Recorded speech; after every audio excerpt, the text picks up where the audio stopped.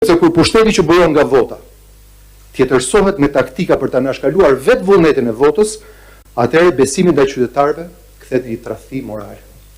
Pushteti që ata na kanë dhënë për të shërbyer, po përdoret për t'i sunduar, jo për të shërbyer. Me të njëjtat mjeta që i ka vënë dispozicion në fakt për t'i mbrojtur qytetarët.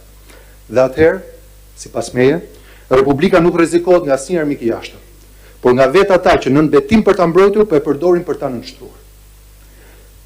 Po citoj, betoja në nderin tim se do të kryej me ndërgjegje detyrën e kryetarit të bashkisë dhe do t'i bindem kushtetutës dhe ligjeve. Ky është një fragment nga formula e betimit tim si kryetar bashkie 3 herë me dorën në zemër i zgjedhur nga qytetarët e lirë të Tiranës. Ndaj sot jam këtu për ta mbrojtur deri në fund betimin tim për të bindur kushtetutës. Kontratën time me qytetarët e Tiranës. Një kontratë që ka qenë në zemrën time në çdo orë pune, në çdo mëngjes, në çdo mbrëmje, në diell, në shi, në çdo rrugë të shtuar, në çdo kënd lojra që kujtojmë betejat me pistoleta në kënd lojrash, në çdo shkollë janë rreth 50 të reja, kopshte të çerdhe rreth 110, bulevard, kala, shesh, park që kanë ndryshuar sot Tirana. Edhe nga ditët e pandemisë kopshme, ku çonin ndihmat izoluarve apo të tërmeti, kur ndërtuam shtëpitë e mira familjeve, i kam qëndruar besnik këtij betimi. Dhe unë këtë betim do ta mbroj edhe këtu sot përpara jush, deri në fund. Sepse unë nuk besoj që ka diçka më fisnike për t'u bërë sot, dhe diçka më frymëzuese për një njerëz që i shërben publikut, që është në angazhimin e jetës publike, se sa ta mbroj besimin që i është dhënë me votë të lirë të qytetarëve të lirë.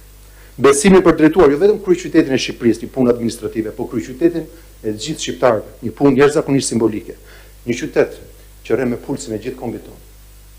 Dhe kur beson që i ka dhënë gjithçka për këtë mandat të qytetarëve, vjen arsye për cilën të largojnë nga detyra. Dhe citoj: mos prezenca në detyrë për më shumë se 3 muaj.